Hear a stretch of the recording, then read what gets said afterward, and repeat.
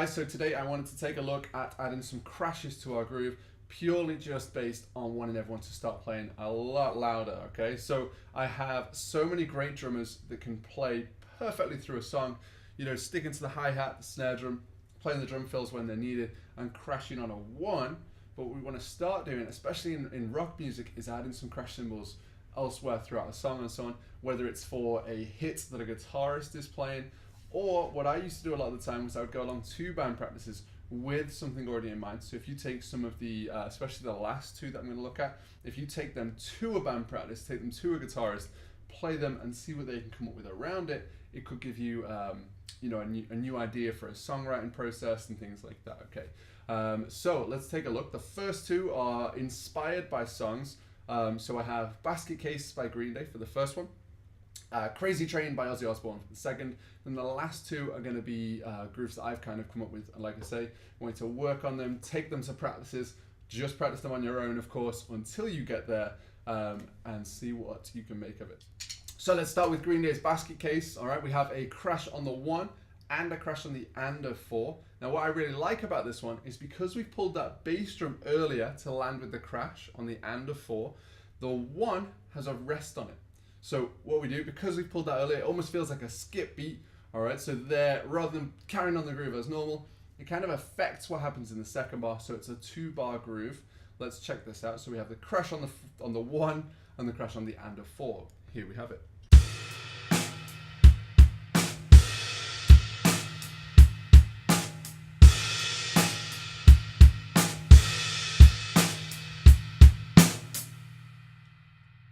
You can really hear there what difference that makes by having that crash a little bit earlier. If I speed that up, I've decided, so again with this one, do stop the video here. There's not gonna be a ton of talking in this one. Do stop the video here and just try that one out. That's perfect. And then I have decided, I think 160 is a really good speed. Again, this is inspired by Basket Case. I don't want you to feel like you have to play it to that because that's monstrously fast. But if you can use this piece, take it to a million other songs, it'll be perfect. So 160 beats per minute sounds like this.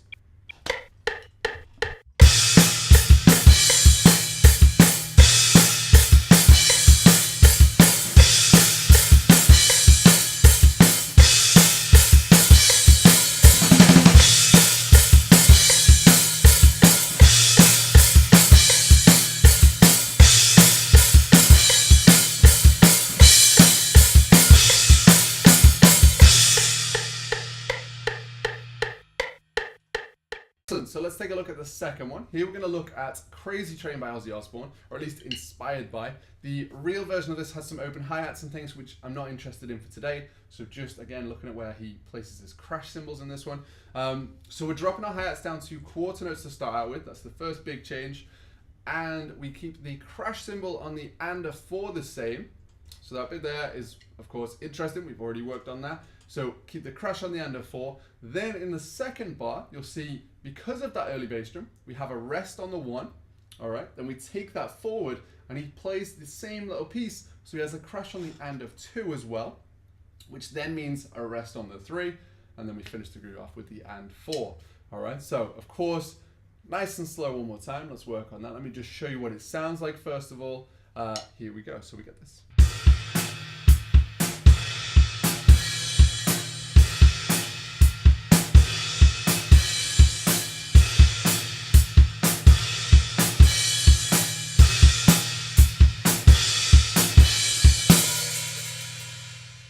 So hopefully with this one, you're going to pause the video, speed up as you practice, and then come back. Again, I've chosen 160 beats per minute for this one. That would sound like this.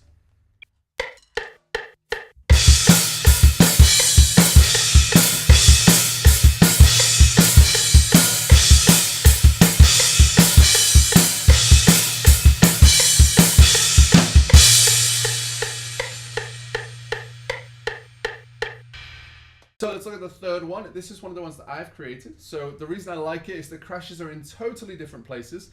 And we have in there at the very end, a little bit of a double with our left hand. Now the last video that we did, we started to look at doubles, of course, kind of based on drags and things, but explained that doubles are really useful. I really, really like the way the double kind of finishes this one off. You could probably not play it, but it would just leave it sound a little bit bare. So let's check this one out. So if I bring that up at the bottom, we've got the first few notes here that we're going to chat about. So we have one E and to start off with. That would sound like this here. So we get nice and simple. All right, I want to try and ghost that snare drum as much as I can just to give us some extra dynamic range.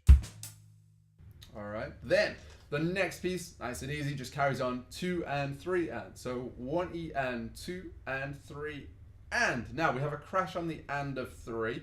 All right, so that would give us this so far.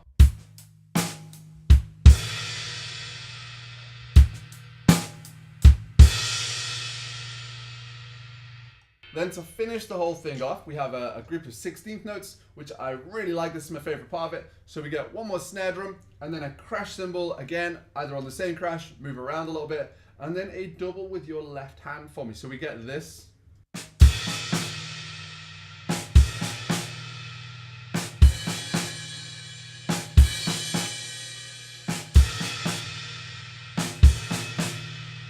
Excellent. So if we put all of that together, I would get this.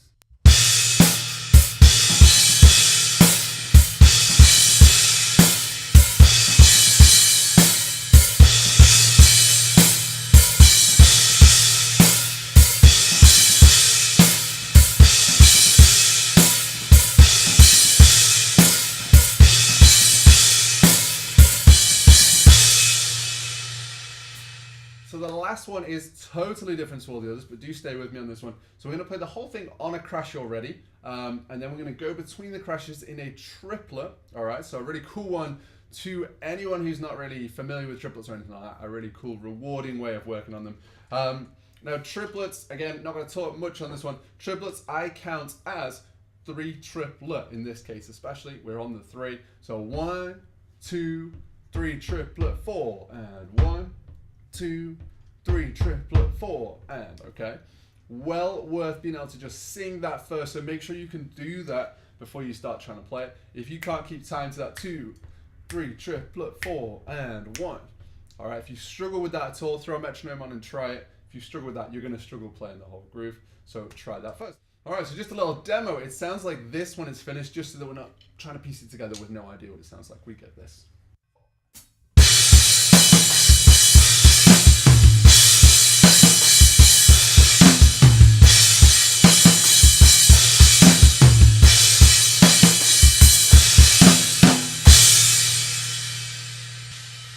Awesome, it's so worth working on. So let's check this out. So the triplet, like I say, 3 triplet 4 and. All right, so we have 2 bass drums to start us off. We have 1 and. All right, 1 and.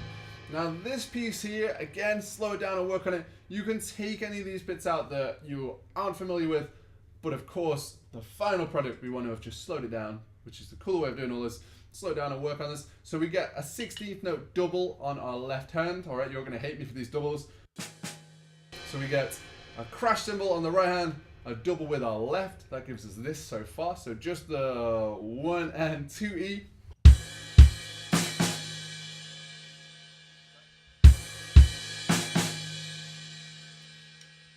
Excellent. Then, so we have 1 and 2E and A. Bass drum on the A one more time. All right, let's try that. So just this piece, if we want to work on this, if we want to get this down, just work on this little piece, take it out completely, and just make that a groove for a little bit. So for 5-10 minutes, just play this.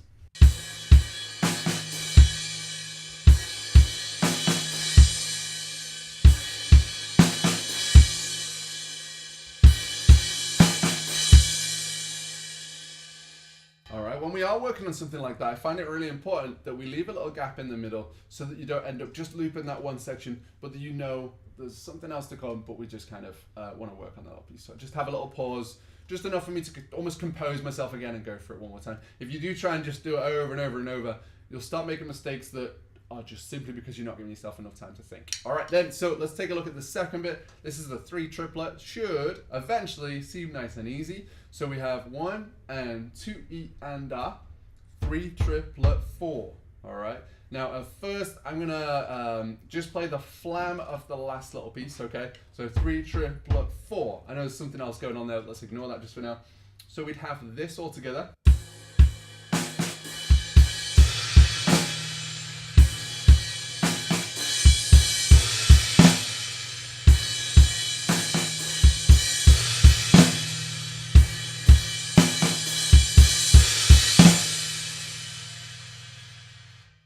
Perfect. And of course, just speed that up again to a speed that you're happy with. The last little piece is super duper easy. We just get a flam on the snare drum, kick drum there, so 4, E, and then tom drums with both hands, and one more bass drum for the ah.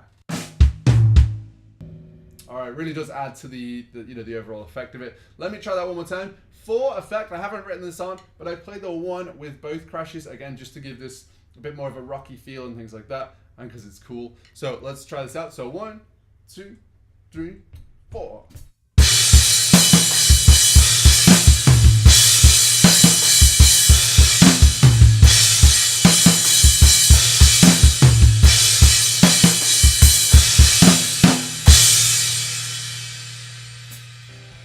Awesome. I'm just going to speed that one up a little bit. Guys, well done if you've got to the end of this one. I wanted to keep the best one to last, but of course, I hope I didn't scare you off with that earlier one. Do work on all of these for me. Make sure you just enjoy playing them. Let's get some more crashes in our playing, guys. We want to just blow the roof off this place when we play. We are so good already. This is, for me, one of the last little pieces that we want to be working on. So, incredible work. I will see you soon and get working on this.